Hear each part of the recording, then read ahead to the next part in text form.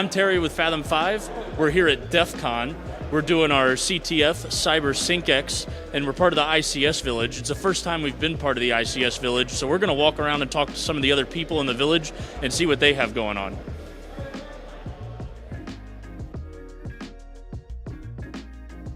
All right, now we're here with Eric. Eric's got some cool drones over here. Why don't you tell me what we have going on? Yeah, sure. So what we've got is a 3-stage CTF.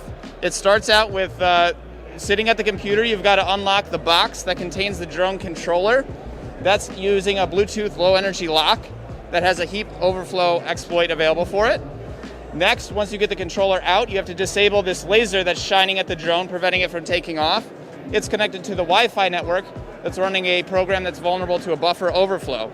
You overflow that buffer, you're able to shut off the Wi-Fi, and then the drone is able to take off. Then you're timed at how fast you can lift the drone off that pedestal and put it down on that one. Different prizes for every stage of the CTF. I'm here with Dylan, who's one of the ICS Village organizers. Dylan, could you please tell us a little bit about what the ICS Village is? Yeah, so the ICS Village is a nonprofit that is essentially bringing ICS cybersecurity information and understanding to general public. So here at DEFCON, we have multiple villages going on, Fathom 5 for maritime. We have speakers talking about, energy security, manufacturing. There's INL, CISA. There's tons of different organizers and content out there about cybersecurity. But there's a niche gathering of ICS specifically. So ICS Village's goal is to go to events and raise awareness and raise understanding of why ICS is important, because as many people say, we like our kids to have, water and power without having to worry about where it's going to come from. So to protect all that stuff, you need cybersecurity, and ICS is just a little bit unique. Specifically, if you go and take an off-the-shelf IT software and try to put it into ICS environments, you potentially could actually just crash that environment. So we bring in different understandings and different backgrounds and experts and try to raise awareness and get people inspired for ICS-specific cybersecurity. Awesome. Well, thanks, Dylan. All right, we're here with Ed. He's the creator of Hacking Boundary, the game. Ed, could you tell us a little bit about the game, please? Yeah, the game is designed to allow professionals in the cybersecurity community to sort of tell us stuff about how they would potentially attack ports and ships. And so we have a terminal, which we call the Boundary Terminal, which is part of Port Elizabeth Terminal Complex in the Port Authority of New York and New Jersey. That's going to be the primary target.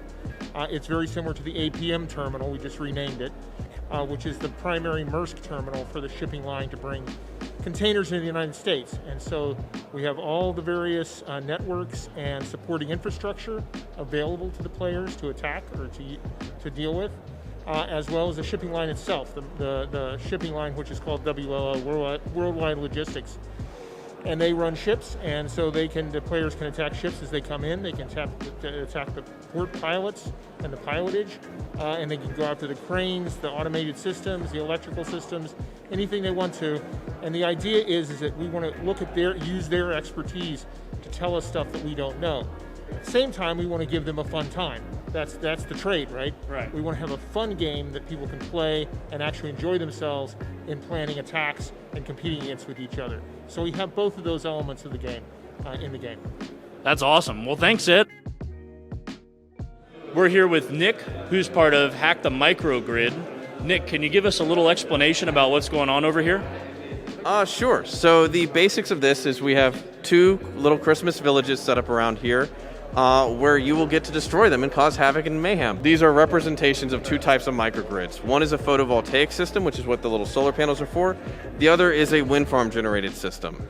The reason why we picked these 2 systems is those 2 generation methods rely very heavily upon weather, wind speed, cloud coverage, etc.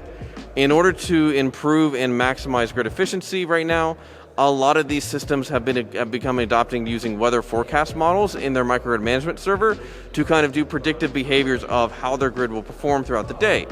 This is great for doing things like making you more resilient in case of a natural disaster, because you know how to shed load intelligently to make sure things stay aligned, or to make the most money by selling at peak hours and maximizing your profit. The problem is these weather forecast models aren't really a thing that we are used to securing.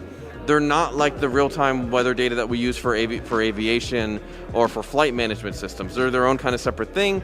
Most of them are hosted in universities. NOAA hosts a couple databases too. And the databases aren't really given the super robust, secure standpoint as everything else. This leads you to having the potential of injecting malicious data in, which then poisons the well of the systems. In both of these systems, you're generally pulling in remote data. You're not having a local sensor network, and so that, like any classic AI system, you poison the well, your results get very, very interesting. And so this is a fun little interesting way for people to learn about HR weather forecasts, how they're being used in the microgrid, and what are kind of the fun zany effects that you can happen on the back end. And tell me a little about what the people that come in here can do to this little town that you've created. Okay, so they have a couple basic things. Each of the houses has a little LED on them and a tree that I sometimes destroy. And that LED will change colors based upon the setup. 3 of the houses are tied to the wind turbine, 3 of the houses are tied to the solar panel. By changing things like cloud coverage and wind speed, you're affecting the performance of the grid.